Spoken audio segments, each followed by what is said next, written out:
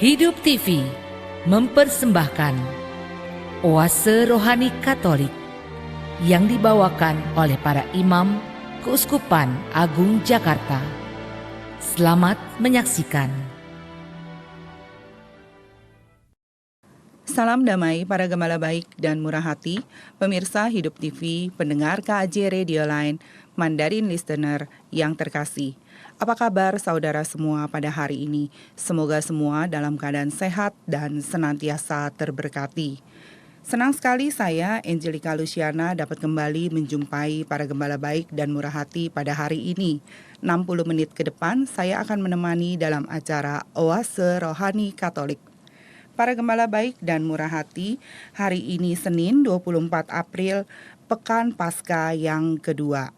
Dan kita sungguh bersuka cita karena di studio telah hadir bersama kita Romo Diosesan Aloysius Susilo Wijoyo yang biasa akrab disapa dengan Romo Susilo. Mari para gembala baik dan murah hati kita bersama menyapa Romo. Salam damai Romo, apa kabarnya hari ini? Salam damai juga Lucy, dan kabarnya luar biasa. Luar biasa. Para gembala baik dan murah hati, sebelum kita memulai permenungan pada hari ini, marilah kita mempersiapkan hati, kita mulai dengan doa yang akan dibawakan oleh Romo Susilo. Marilah kita berdoa. Dalam nama Bapa dan Putra dan Roh Kudus. Amin. Allah Bapa yang penuh kasih, Engkaulah kekuatan kami. Kepadamu sajalah kami berharap. Lindungilah kami dari mara bahaya. Jauhkanlah kami dari yang jahat. Semoga hari ini Engkau mendampingi perjalanan iman kami. Dengan pengantaraan Kristus, Allah yang hidup sepanjang segala masa. Amin. Dalam nama Bapa dan Putra dan Roh Kudus. Amin. Kristus yang bangkit dari alam maut takkan wafat lagi. Maut takkan menguasainya lagi. Haleluya. Para gembala baik dan murah hati, bacaan liturgi pada hari ini dari Kisah Para Rasul, dan bacaan Injil hari ini menurut Santo Yohanes bab 3 ayat 1 sampai dengan 8. Dan saya akan membaca bacaan liturgi pada hari ini. Bacaan dari Kisah Para Rasul bab 4 ayat 23 sampai 31. Setelah dilepaskan oleh Mahkamah Agama Yahudi, pergilah Petrus dan Yohanes kepada teman-teman mereka. Lalu mereka menceritakan segala sesuatu yang dikatakan imam-imam kepala dan tua-tua kepada mereka. Ketika teman-teman mereka mendengar hal itu, berserulah mereka bersama-sama kepada Allah. Katanya, "Ya Tuhan, Engkaulah yang menjadikan langit dan bumi, laut dan segala isinya, oleh Roh Kudus dengan perantaran hamba-Mu Daud, Bapa kami. Engkau telah berfirman, mengapa rusuh bangsa-bangsa, mengapa suku-suku bangsa mereka-reka perkara yang sia-sia? Raja-raja dunia bersiap-siap, dan para pembesar bermufakat bersama-sama melawan Tuhan dan yang diurapinya. Sebab sesungguhnya telah berkumpul di dalam kota ini Herodes dan Pontius Pilatus beserta bangsa-bangsa dan suku-suku bangsa Israel merawan Yesus hamba-Mu yang kudus, yang Engkau urapi. Mereka melaksanakan segala sesuatu yang telah Engkau tentukan dari semula oleh kuasa dan kehendak-Mu. Dan sekarang ya Tuhan, lihatlah bagaimana mereka mengancam kami. Maka berikanlah kepada hamba-hamba-Mu keberanian untuk memberitakan firman-Mu. Ulurkanlah tangan-Mu untuk menyembuhkan orang, dan adakanlah tanda-tanda dan mujizat-mujizat oleh nama Yesus, hamba-Mu yang kudus." Dan ketika mereka sedang berdoa, goyanglah tempat mereka berkumpul itu. Mereka semua penuh dengan Roh Kudus. Lalu mereka memberitakan firman Allah dengan berani. Demikianlah sabda Tuhan. Syukur kepada Allah. Para gembala baik dan murah hati, sekarang kita menanggapi bacaan liturgi dengan Mazmur tanggapan. Berbahagialah semua orang yang berlindung padamu ya Tuhan. Berbahagialah semua orang yang berlindung padamu ya Tuhan. Mengapa rusuh bangsa-bangsa? Mengapa suku-suku bangsa mereka-reka perkara yang sia-sia? Raja-raja dunia bersiap-siap, dan para pembesar bermufakat bersama-sama melawan Tuhan dan yang diurapinya. Marilah kita memutuskan belenggu-belenggu mereka dan membuang tali-tali mereka dari kita. Berbahagialah semua orang yang berlindung padamu ya Tuhan. Dia yang bersemayam di surga tertawa. Tuhan memperolok-olok mereka. Maka berkatalah ia kepada mereka dalam murkanya. Ia mengejutkan mereka dalam kehangatan amarahnya. Akulah yang telah melantik rajaku di Sion, gunungku yang kudus. Berbahagialah semua orang yang berlindung padamu ya Tuhan. Aku mau menceritakan tentang ketetapan Tuhan. Ia berkata kepadaku, Anakkulah engkau, pada hari ini engkau telah kuperanakan. Mintalah kepadaku, maka bangsa-bangsa akan kuberikan kepadamu menjadi milik pusakamu, dan ujung bumi menjadi kepunyaanmu. Engkau akan meremukkan mereka dengan gada besi, dan memecahkan mereka seperti tembikar tukang periuk. Berbahagialah semua orang yang berlindung padamu ya Tuhan. Para gembala baik dan murah hati, sekarang marilah kita mempersiapkan hati untuk mendengarkan bacaan Injil. Haleluya, haleluya, haleluya. Haleluya, haleluya, haleluya.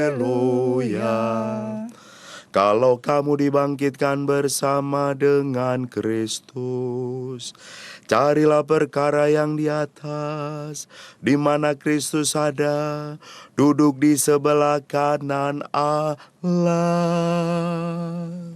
Haleluya, haleluya, haleluya. Tuhan sertamu. Dan sertamu juga. Inilah Injil Yesus Kristus menurut Yohanes. Dimuliakanlah Tuhan. Adalah seorang Farisi yang bernama Nikodemus. Ia seorang pemimpin agama Yahudi. Ia datang kepada Yesus pada waktu malam dan berkata, Rabi, kami tahu bahwa engkau datang sebagai guru yang diutus Allah. Sebab tidak ada seorang pun yang dapat mengadakan tanda-tanda yang engkau adakan itu, jika Allah tidak menyertainya. Yesus menjawab katanya, Aku berkata kepadamu, sesungguhnya jika seorang tidak dilahirkan kembali, ia tidak dapat melihat kerajaan Allah. Kata Nikodemus kepadanya, Bagaimana mungkin seorang dilahirkan kalau ia sudah tua? Dapatkah ia masuk kembali ke dalam rahim ibunya dan dilahirkan lagi? Jawab Yesus, Aku berkata kepadamu, sesungguhnya jika seorang tidak dilahirkan dari air dan roh, ia tidak dapat masuk ke dalam kerajaan Allah. Apa yang dilahirkan dari daging adalah daging, dan apa yang dilahirkan dari roh adalah roh. Janganlah engkau heran, karena aku berkata kepadamu, kamu harus dilahirkan kembali. Angin bertiup kemana ia mau, engkau mendengar bunyinya, tetapi engkau tidak tahu dari mana ia datang atau kemana ia pergi. Demikian halnya dengan tiap-tiap orang yang lahir dari roh. Demikianlah Injil Tuhan. Terpujilah Kristus.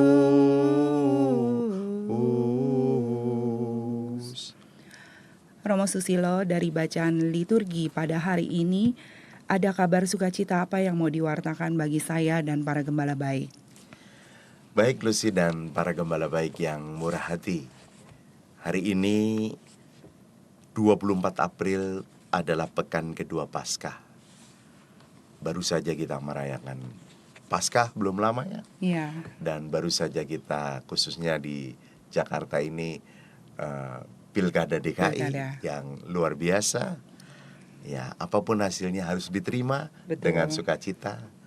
Dan semoga dengan semangat kebangkitan Kristus kita juga mempunyai semangat yang baru, pemikiran baru, perasaan baru, lalu cara hidup yang baru. Dan cara hidup yang baru itu adalah cara hidup yang dinaungi dengan Roh Kudus.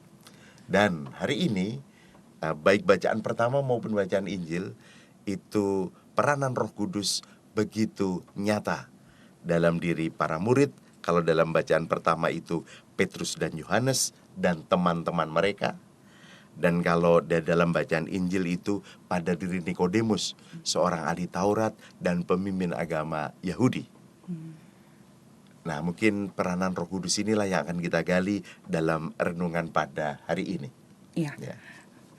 Romo, seperti yang tadi Romo bilang bahwa di dalam bacaan liturgi Petrus dan Yohanes beserta teman-temannya mendapatkan suatu anugerah Allah Roh Kudus ya Romo, di mana mereka bisa dari yang tadinya penuh ketakutan terus memohon kepada Tuhan, dan Tuhan memberikan keberanian melalui pencurahan Roh Kudus itu ya. Dalam konteks hidup kita sehari-hari, Romo bisa mengkaitkan dengan bacaan liturgi pada hari ini. Iya, jadi Petrus dan Yohanes dan teman-teman mereka itu mohon kepada Tuhan, ya Tuhan, Engkaulah ya yang menjadikan langit dan bumi, laut dan segala isinya.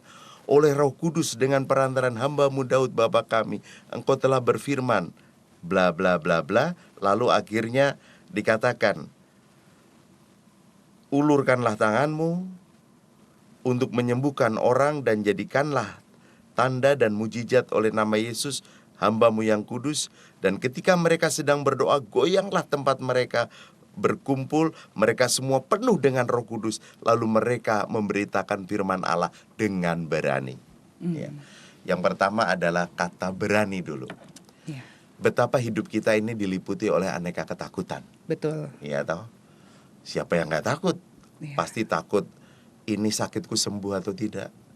Pasti takut juga aku nih bakalan dapat jodoh atau enggak sementara umur terus berjalan. Betul. Takut juga ini usahaku akan berhasil atau bangkrut.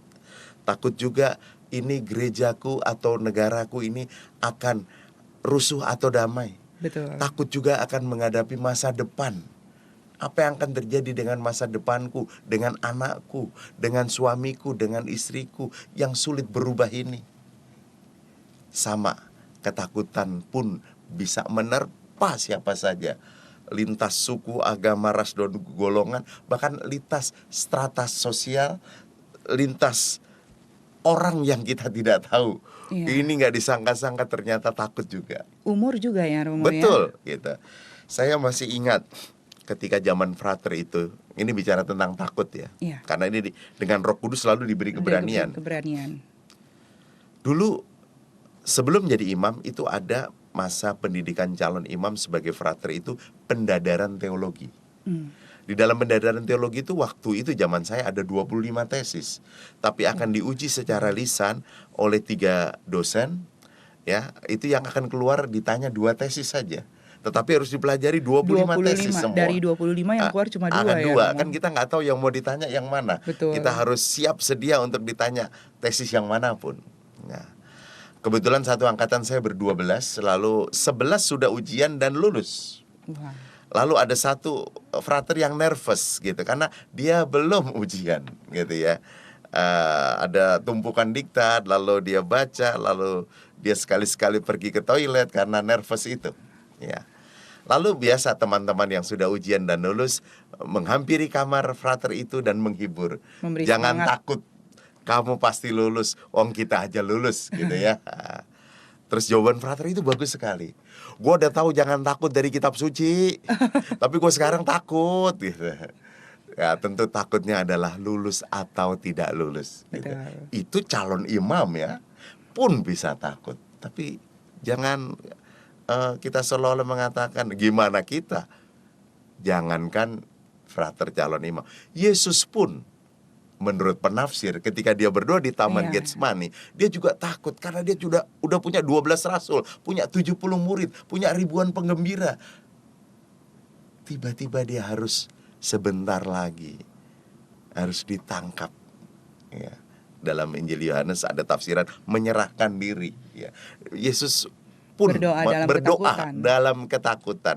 Bapa, kalau boleh nih ya, piala ini lewat daripadaku. Tapi akhirnya Yesus menambah satu kalimat, tapi bukan kehendakku yang terjadi, melainkan kehendakmu.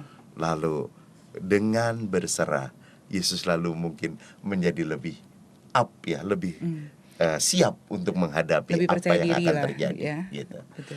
Maka setiap orang bisa mengalami takut. Nah, para murid pun ini yang ada di lingkaran satu Yesus, Petrus dan Yohanes juga mengalami ketakutan. Tapi berkat pencurahan Roh Kudus mereka lalu berani.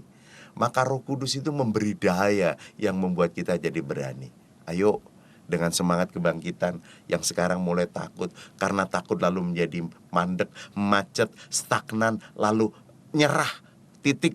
Nah, orang yang nyerah titik itu saatnya untuk bangkit dan bangun. Ayo berani lagi menatap masa depan. Tapi jangan sendirian. Bersama Yesus. Bersama Yesus. Tentu saja Yesus tidak bisa kita lihat secara mata fisik, tapi utuslah Roh-Mu ya Tuhan, supaya memberi daya aku, supaya aku berani untuk melangkah menapaki hidup dan masa depan kami.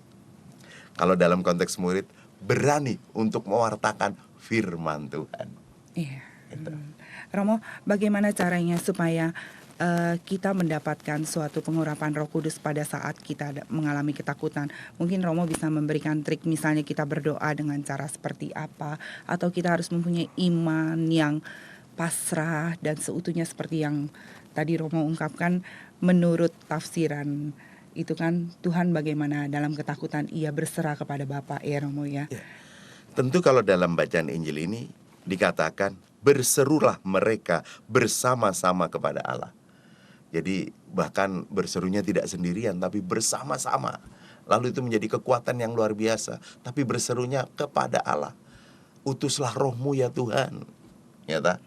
Jadi berdoa ya. Berdoa lebih dahsyat lagi kalau berdoa bersama gitu ya. Misalnya kita berdoa bersama untuk gereja kita. Betul. Kita berdoa bersama untuk negara kita. Kita berdoa bersama untuk keluarga kita.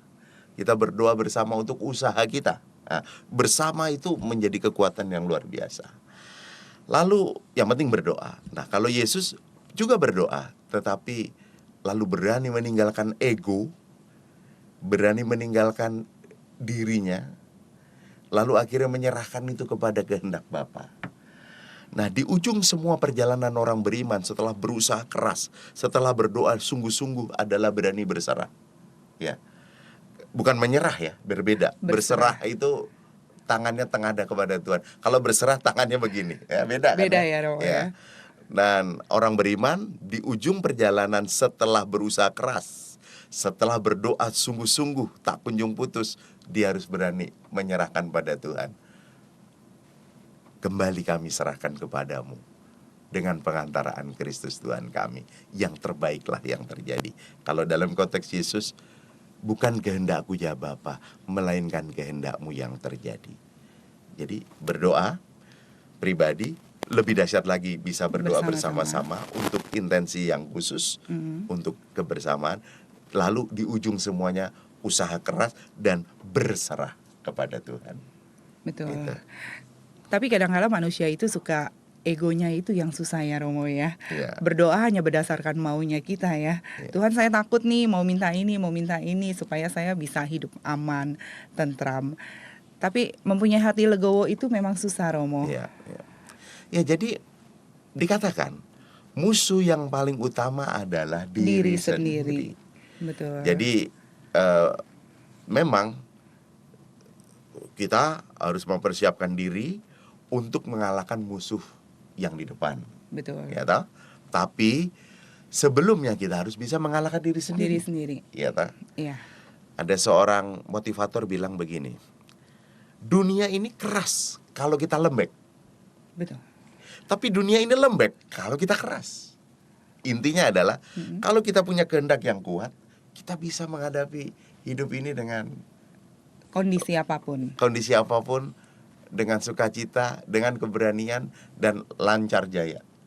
Tapi kalau kita sendiri udah takut, ya, kita lalu udah gampang nyerah, kita juga nggak punya kehendak yang kuat, dunia ini rasanya berat dan keras untuk kita.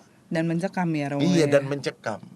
Dan nanti kalau udah mencekam, kata mencekam ini mengerikan, itu kita menjadi bukan hanya stres tapi depresi. Betul. Depresi itu kita mendepres. Jadi kita ada seperti hidup di sebuah ruangan, dari kiri tembok menghimpit kita, ya, dari sebelah sana menghimpit kita, dari atas menghimpit, dari bawah menghimpit, dari depan menghimpit, dari belakang menghimpit. Lalu kita akhirnya menjadi pribadi yang terhimpit, lalu nggak bisa bergerak. Lalu kita akhirnya ketakutan, lalu akhirnya nyerah, lalu akhirnya berhenti, lalu akhirnya titik. Stagnan, mandek, macet, titik. Padahal kita mohon, utuslah Rohmu yang kudus agar memberi daya kekuatan bagi aku untuk punya kehendak yang kuat untuk menjalani kehidupan ini. Kita harus berani mengalahkan kemalasan kita, ego kita, lalu juga iri hati kita, cemburu kita. Kenapa dia kaya, saya miskin? Kenapa dia sehat, aku sakit? Kenapa dia cakep, aku jelek? Kenapa dia banyak teman, aku enggak? Membuat perbandingan-perbandingan gitu membuat aku menjadi kecil, menjadi rapuh, lalu akhirnya menjadi nyerah, lalu akhirnya nggak punya keberanian. Gus Dur, mantan presiden kita yang sudah almarhum, yang juga fenomenal itu, dia pernah berkata begini, ketakutan yang paling menakutkan adalah rasa takut itu sendiri. Saya ulangi, ketakutan yang paling menakutkan adalah rasa takut itu sendiri. Jadi kalau orang udah takut itu lihat cicak, kayak lihat buaya. Betul. Padahal temennya udah ngomong, ini cicak, karena dia takut begitu besar. Enggak, ini buaya, gitu dia bilang gitu ya. Padahal dia harus berani berkata lihat buaya itu cicak. Ini kalau ngomong konteks masalah, Iya. temennya udah ngomong, ini masalah. Enggak, ini enggak masalah buat saya. Oh, temennya udah ngomong, ini masalah besar. Enggak, ini masalah kecil buat saya. Jadi one step ahead daripada teman. Karena kita lebih ingin ada curahan Roh Kudus yang membuat kita berani, punya kehendak yang kuat, mengalahkan diri sendiri untuk menjalani kehidupan ini. Luar biasa. Jadi kita harus merubah paradigma kita Ya. dan mindset kita ya Ya, Romo ya. ya. Nah, seperti yang tadi diberitakan di dalam bacaan Injil ini, pada saat itu juga Tuhan mencurahkan Roh Kudus dan seketika muncul keberanian dari para murid untuk memberitakan firman Tuhan. Ya. Tentu yang kita mohon adalah keberanian untuk melakukan sesuatu yang baik. Betul. Jangan keberanian untuk melakukan sesuatu yang buruk. Iya. Konteks para murid adalah keberanian untuk mewartakan firman Tuhan. Nah, saya kira setiap dari kita itu nggak terlepas dari tugas perutusan. Betul. Tugas perutusan untuk juga mewartakan firman Tuhan. Saya masih ingat sejak kita menerima sakramen Krisma, itu berarti kita diberi eksplisitas curahan Roh Kudus yang telah kita terima ketika kita dibaptis, agar kita berani menjadi saksi Kristus. Berani menjadi saksi Kristus itu berarti berani mewartakan Yesus dalam hidup harian kita kepada siapapun saja yang kita jumpai. Tentu dengan bijaksana. Karena mewartakan itu setidaknya ada dua. Satu, mewartakan secara lisan, ya, Ya, dengan verbal gitu ya. Dua, melaksanakan dengan action. praktek kita Ya, ya. praktek hidup. Perbuatan, sikap-sikap Ya, dengan kita. sikap-sikap. Ya, tentu saja ada juga orang yang tidak pandai verbal tapi dia menulis, Iya. atau dia menggambar, atau dia berkarya. Ya, dia tidak bicara tapi melalui apa yang dia tulis, dia gambar, atau buat film, atau buat drama, atau apapun, dia sedang mewartakan juga. Dia ungkapkan warta. Iya, kan ada gembira itu. pewartaan lewat seni. Betul. Entah seni musik, entah seni drama, entah seni film, atau sinematografi, atau seni lukis, gambar, itu juga bisa menjadi pewartaan. Tapi ada juga nggak bisa itu semua. Ngomong nggak bisa, nulis, gambar, bermusik, drama, main film nggak bisa. Tapi cara hidupnya itu sudah merupakan pewartaan. Praktek hidupnya, misalnya datang ke kantor nggak pernah terlambat, ya, mudah bekerja sama dengan teman-teman, bahkan murah hati kalau menolong orang yang sedang kesulitan di tempat kerjanya. Aduh, kayaknya siapa sih orang ini, nggak pernah telat, kerja sama enak, udah gitu murah hati dan suka menolong, jujur dan tidak sombong. Jangan ditambahin rajin menabung ya. Kalau mau boleh juga ya. Oh, ternyata dia namanya Monica. Oh, nama Katolik kan? Iya. Oh, ternyata dia namanya Yohanes. Oh, nama Katolik kan? Berarti sudah mencerminkan murid sudah Tuhan. mencerminkan murid Tuhan. Iya. Jadi keberanian untuk berbicara, keberanian untuk menulis, keberanian untuk bermusik dengan kata-kata, yang untuk menjadi pewartaan, keberanian membuat drama, film, dan aneka keberanian lain itu karena curahan Roh Kudus. Termasuk keberanian untuk melakukan perbuatan baik dalam hidup. Ini karena Roh Kudus. Nanti kalau dipuji, maaf loh, ih, filmmu hebat, ada unsur pewartaannya. Musikmu hebat, ada unsur pewartaannya. Dramamu hebat, udah tulisanmu hebat. Wah, pidato, stand up komedimu hebat. Atau, wah, itu semua karena Roh Kudus. Roh Kudus yang jangan berkarya. ngomong gue gitu, jangan. Iya. Gitu ya. Jadi karena Roh Kudus kita jadi rendah hati. Siapakah aku ini? Aku kalau tanpa bantuan Roh Kudus nggak bisa Tidak seperti bisa ini. berbuat apa-apa ya, Iya, Romo. kira-kira gitu. Luar biasa, menarik sekali. Kita akan jeda sesaat dulu ya, Romo ya. Para gembala baik dan murah hati, kita akan merenungkan sesaat apa yang sudah disampaikan oleh Romo Susilo. Dan kita akan kembali pada perbincangan rohani di sesi yang kedua.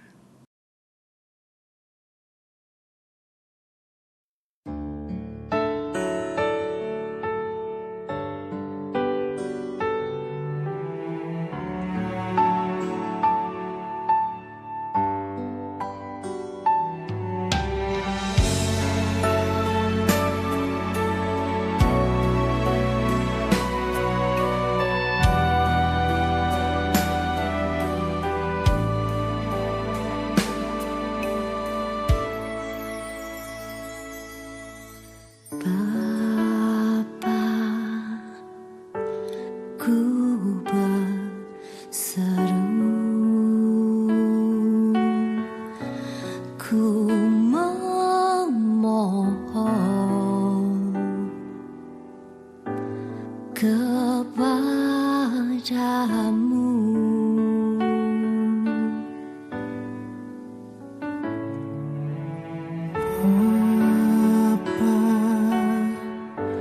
Ini anakmu yang kini bersujud menyembahmu.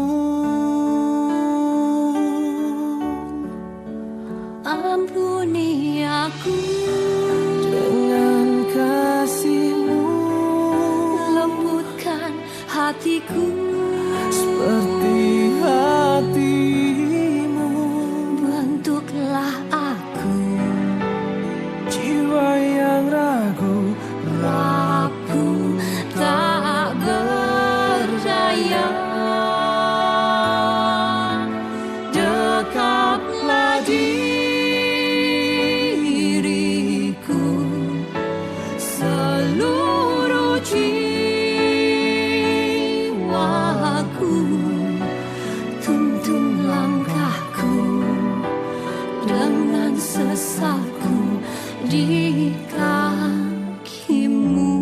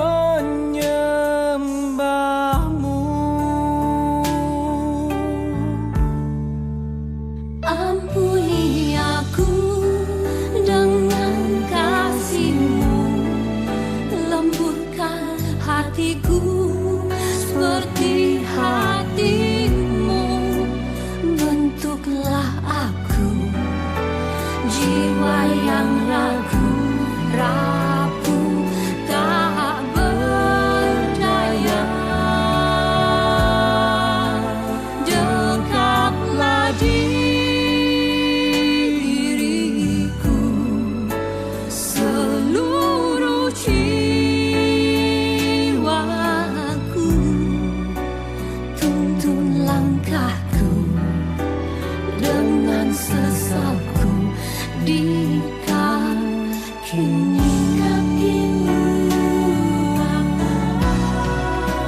Ampuni aku dengan kasih-Mu, lembutkan hatiku seperti hati-Mu. bentuklah aku Jiwa yang ragu, rapuh tak berdaya, dekatlah diriku seluruh jiwaku, tuntun langkahku dengan sesalku di kakimu.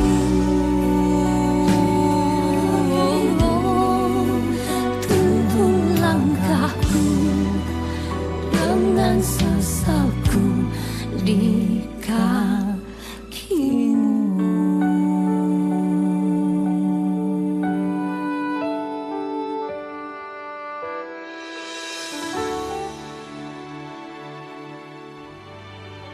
Hidup TV mempersembahkan Oase Rohani Katolik yang dibawakan oleh para imam Keuskupan Agung Jakarta. Selamat menyaksikan. Pendengar yang terkasih, hari ini 24 April Gereja Katolik memperingati Santo Fidelis dari Sigmaringen, martir. Nama santo ini adalah Mark Ray. Ia lahir di Jerman pada tahun 1578. Mark menempuh pendidikan di Universitas Freiburg yang terkenal untuk menjadi seorang pengacara. Semasa masih menjadi mahasiswa, ia suka mengunjungi orang yang sakit dan miskin. Setiap hari ia menyediakan waktu untuk berdoa. Saudaranya memilih untuk menjadi imam Fransiskan Kapusin. Sebaliknya, Mark menyelesaikan studinya dan menjadi pengacara yang hebat. Mark sering menangani kasus bagi orang miskin yang tidak punya uang untuk membayarnya. Karena itulah ia mendapat julukan pengacara kaum miskin. Karena sangat jujur, Mark segera merasa muak dengan segala ketidakjujuran dalam urusan hukum. Ia memutuskan untuk mengikuti jejak saudaranya menjadi seorang imam.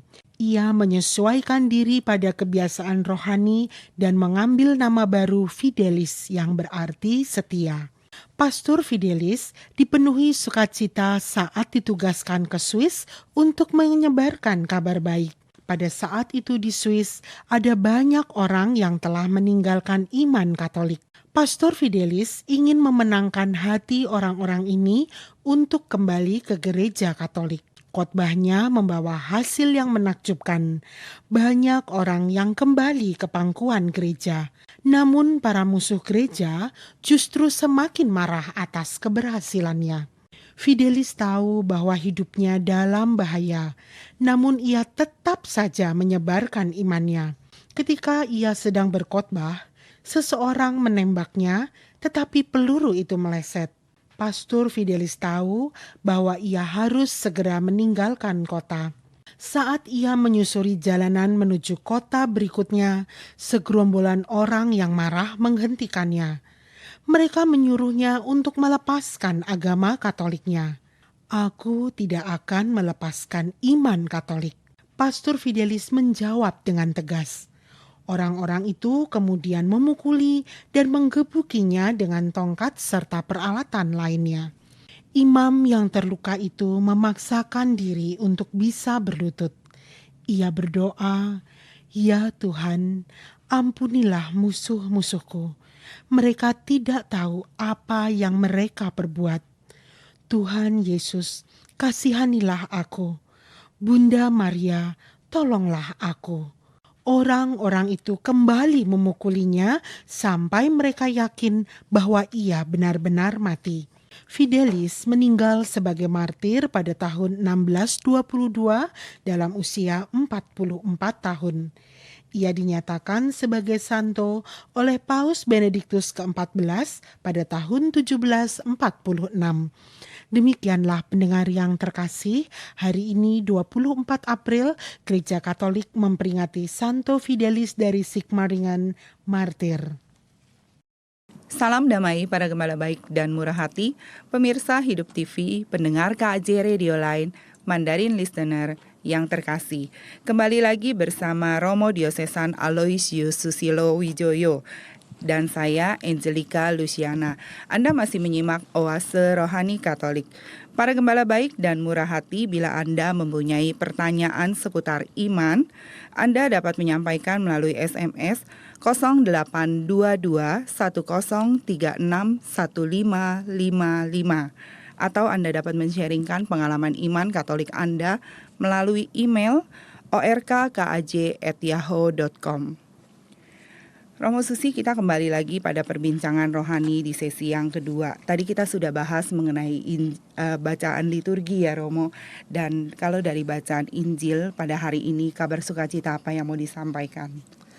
Baik Lucy dan para gembala baik yang murah hati, bacaan Injil hari ini Senin 24 April diambil dari Yohanes bab 3 ayat 1-8.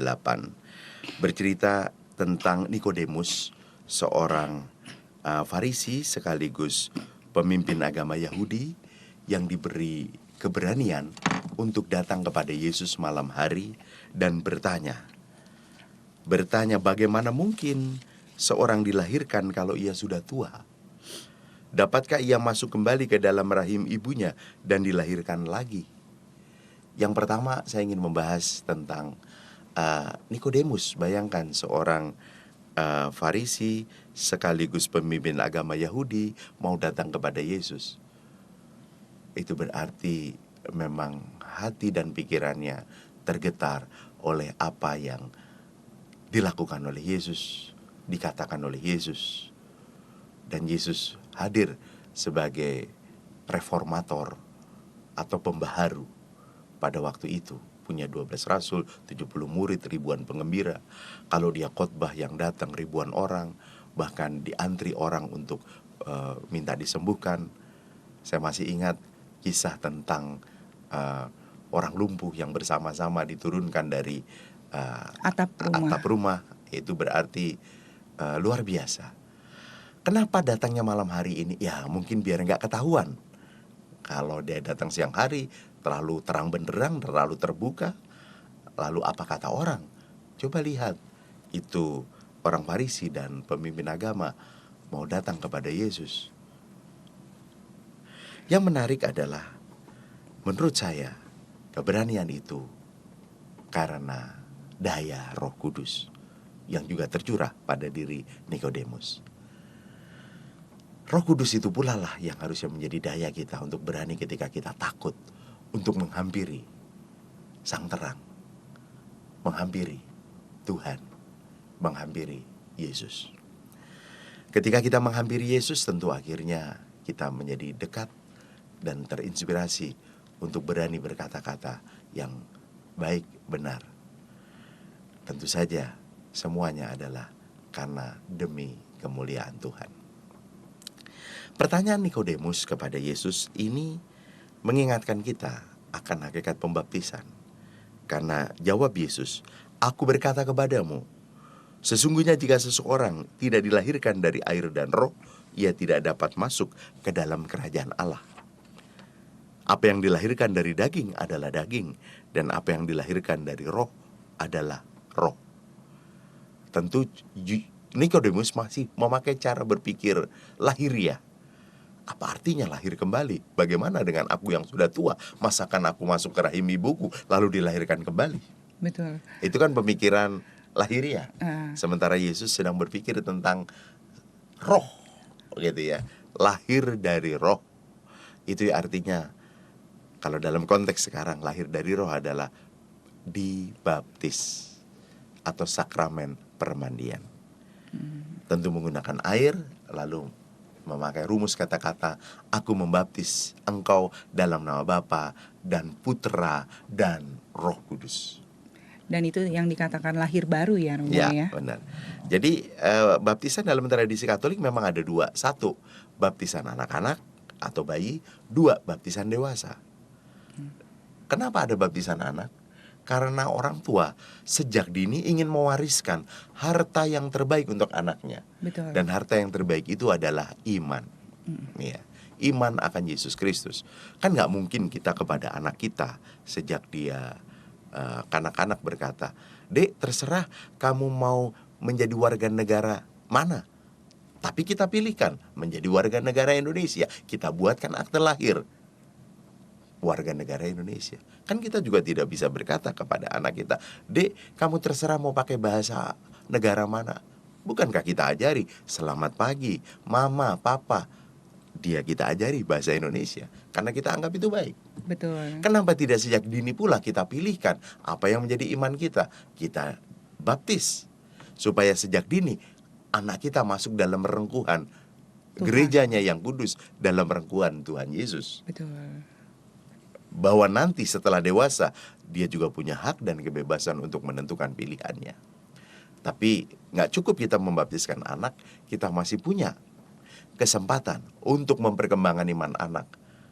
Komuni pertama, sakramen krisma, ya supaya anak makin kuat di dalam iman Kristus. Dan imannya semakin bertumbuh ya Imannya Romo ya. bertumbuh.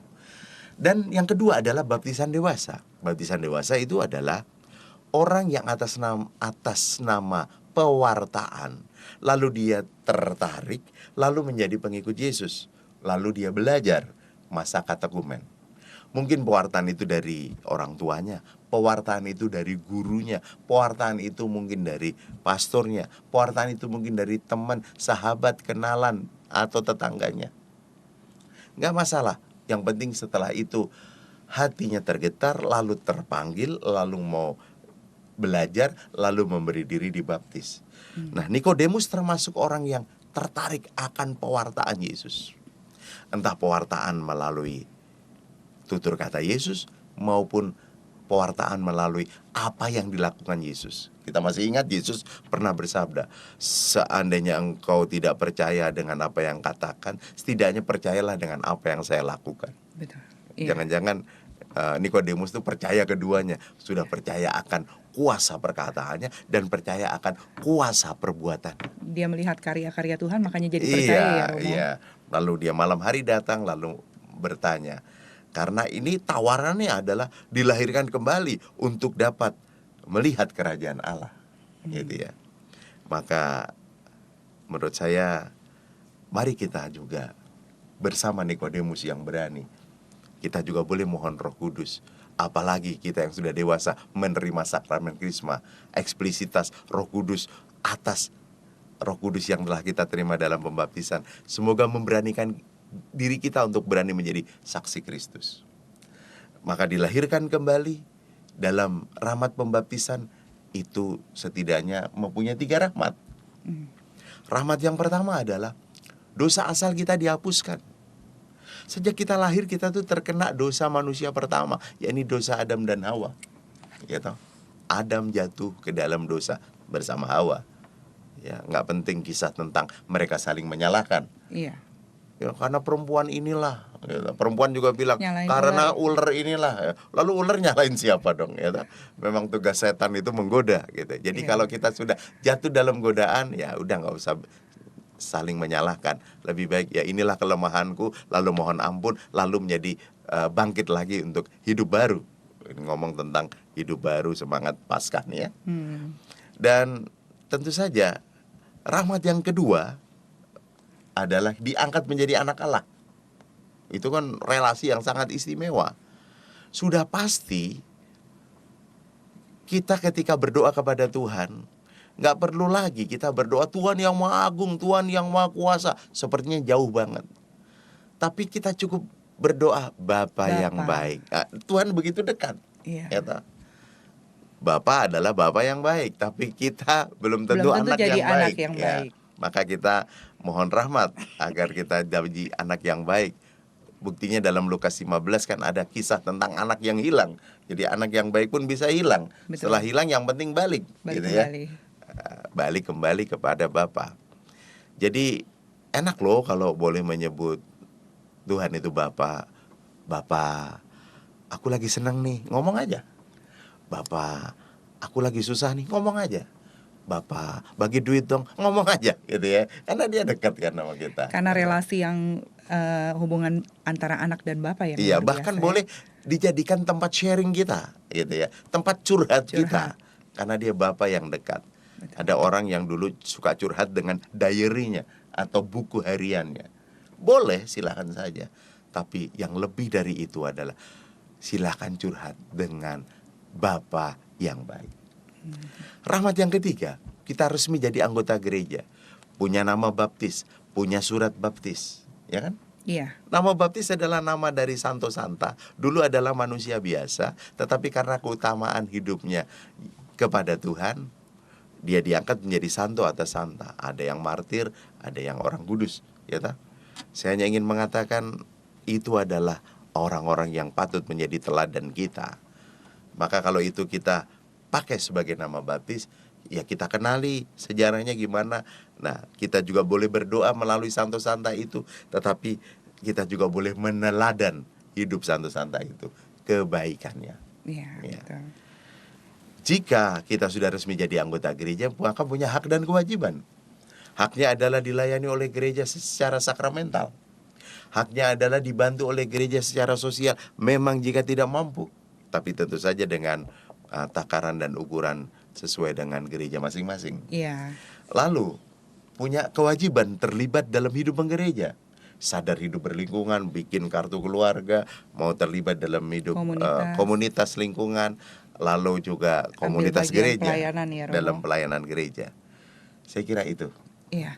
Jadi seperti yang tadi Romo ungkapkan juga, Romo ceritakan bahwa kita pada saat kita dibaptis, kita lahir kembali dan Roh Kudus itu dicurahkan bagi kita ya Romo. Yeah, yeah. Romo bisa memberikan pokok-pokok doa kita sebagai orang beriman untuk selalu mendapat pencurahan Roh Kudus. Ya, tentu saja ada banyak doa, banyak refren lagu yang bagus-bagus ya. Utuslah rohmu ya Tuhan, dan jadi baru seluruh muka bumi. Ya toh? Iya. Misalnya itu, atau datanglah roh maha kudus, masuki hati umatmu, sirami jiwa yang layu, dan sebagainya. Jadi ada banyak lagu tentang Roh Kudus. Maka menurut saya di dalam buku Puji Syukur ini buku resmi Katolik Peribadatan Gereja, ada lagu dan ada doa-doa. Ini Puji Syukur nomor 93, ini juga menarik. Mohon 7 karunia Roh Kudus. Itu ada roh hikmat, roh pengertian, roh nasihat, roh keperkasaan, roh pengenalan akan Allah, roh kesalehan, roh takut akan Allah. Ini nanti kita akan merayakan kenaikan Tuhan. Iya. Ya, kenaikan Tuhan Yesus. Setelah kenaikan Tuhan Yesus, biasanya umat akan bernovena Roh Kudus sampai kepada hari raya Pentakosta. Karena Yesus setelah bangkit, lalu menampakkan diri, lalu naik ke surga, lalu Yesus bersabda, aku tidak meninggalkan engkau seorang diri seperti yatim piatu, tapi aku akan mengutus roh penolong, roh penghibur, yaitu Roh Kudus. Nah, lalu bernovena selama 9 hari. Novena itu artinya 9 hari berturut-turut untuk memohonkan. Saya sih usul memohon 7 karunia Roh Kudus ini jauh lebih penting daripada memohon hal-hal yang lain yang ya ecek-ecek atau kecil-kecil lah ya. Mohon supaya ruko blok B3 nomor 4 laku, misalnya gitu ya. Atau supaya penjualan tanah di kampung sawah laku gitu ya. Atau mohon, kalau menurut saya boleh-boleh aja. Tapi kalau kita sudah dicurai 7 karunia Roh Kudus, itu hal-hal yang apapun yang kita mohon, yang kecil-kecil, yang ecek-ecek itu, lalu kita menjadi lebih penuh iman ya. Betul. Penuh keberanian, penuh kesalehan, penuh keperkasaan. penuh kesalehan bahwa Tuhan sudah punya rencana. Ada waktunya ruko atau tanah ini terjual. Termasuk ada waktunya jodoh ini juga akan sampai kepadaku. Iya, betul. Jodohnya macam-macam, bisa teman hidup, jodoh pekerjaan, jodoh persahabatan, dan jodoh waktu yang tepat untuk misalnya melakukan hajatan ini dan itu. Iya. Dan itu semua waktunya Tuhan ya Romo ya, Iya. bukan waktunya kita. Iya, Romo, mungkin ada para gembala baik dan murah hati yang pada hari ini opa oma, terus yang juga sakit. Mereka pun mau datang kepada Tuhan dan mau mengalami suatu mujizat dari Roh Kudus yang dicurahkan Tuhan bagi mereka. Romo bisa memberikan semangat beriman buat para gembala baik dan murah hati, opa oma dan juga yang lagi sakit. Iya, tentu saja keadaan sakit, keadaan lansia atau usia lanjut itu membuat kita bisa menjadi rapuh, menjadi lemah, lalu menjadi kesepian, gitu ya. Saya masih ingat kalau ngomong orang datang saat kita pesta dan senang, mungkin kita lupa karena yang datang banyak dan hati kita lagi senang. Betul. Jadi kita kurang perhatian siapa aja yang datang. Tapi kalau kita lagi sakit, ada orang datang kepada kita, entah sekedar hadir, menyapa, menghibur dan mendoakan, atau mungkin ada yang bawa buah tangan juga. Tapi nggak bawa apa-apapun, kehadiran mereka itu jauh lebih kita ingat. Karena ketika itu aku lagi lemah, aku lagi sepi, aku membutuhkan namanya penghiburan. Ada yang datang memberi perhatian, itu akan diingat terus. Apalagi opa oma yang sudah sering kita lupakan. Betapa ketika menjadi tua itu amat sangat butuh perhatian. Ada yang bilang, aku rasanya punya anak 7, tapi kok sekarang pada kemana ya? Pada sibuk masing-masing. Pada ya, Romo. sibuk masing-masing, gitu ya. Tapi ada oma juga yang bilang begini, Romo saya itu punya anak 1 tapi rasanya punya anak 10. Luar biasa dia atau berbakti kepada saya, perhatiannya kepada saya. Pagi, siang, malam selalu menyapa saya dan memberi saya perhatian yang luar biasa. Punya anak 1 seperti punya anak 10. Nggak bisa begitu semua. Betul. Ya, kebanyakannya adalah punya anak 7 rasanya nggak punya anak. Karena semuanya sibuk.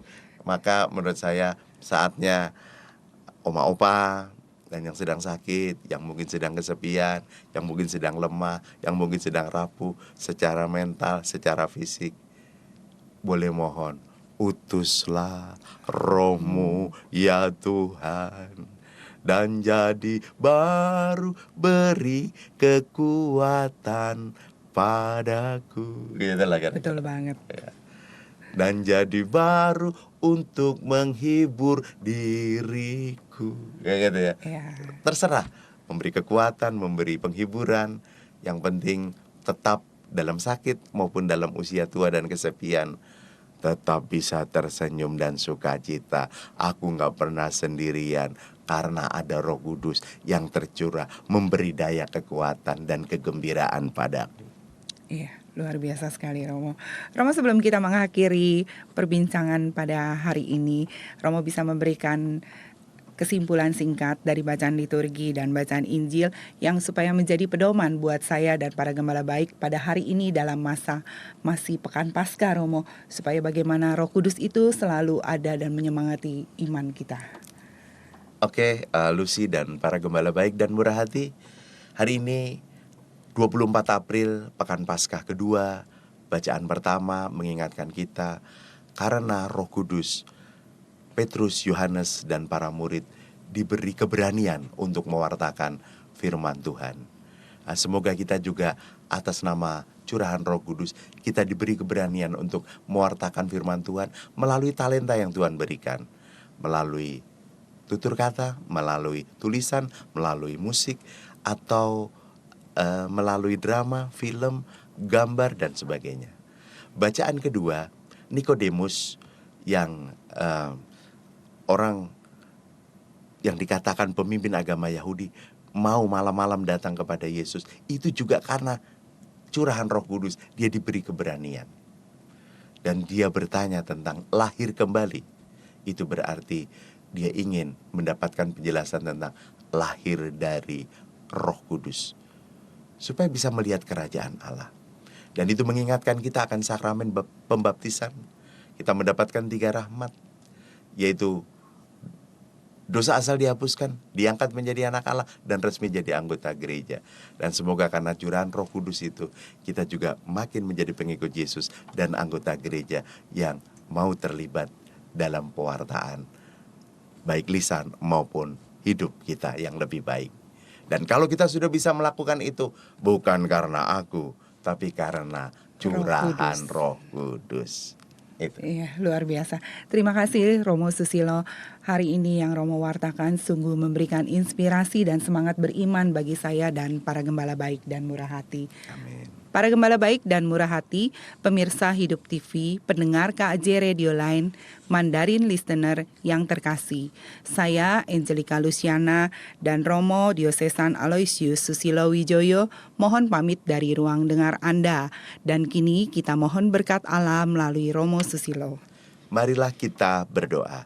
Dalam nama Bapa dan Putra dan Roh Kudus. Amin. Allah Bapa yang penuh kasih, kami mengucap syukur dan terima kasih atas rahmat pembaptisan dan sakramen Krisma yang kami terima, karena Roh Kudus tercurah melalui 2 sakramen itu. Dan kami juga senantiasa boleh memohon curahan Roh-Mu yang kudus untuk memberi keberanian bagi kami untuk mewartakan kasih-Mu kepada sesama yang kami jumpai dalam kehidupan. Keberanian untuk mewartakan Engkau melalui talenta yang Engkau berikan kepada kami. Doa ini ya Bapa, kami panjatkan dengan pengantaraan Kristus, Tuhan kami. Tuhan sertamu. Dan sertamu juga. Semoga kita sekalian dan perjuangan hidup kita diberkati oleh Allah yang Maha Kuasa, Bapa dan Putra dan Roh Kudus. Amin. Amin. Tuhan telah mengaruniakan Roh Kudus bagi saya dan saudara. Marilah kita bersama menjadi garam dan terang kasih Tuhan bagi sesama. Selamat berhari Senin dan marilah mengamalkan nilai-nilai Pancasila. Demikianlah Oase Rohani Katolik yang dibawakan oleh para imam Keuskupan Agung Jakarta. Tuhan memberkati.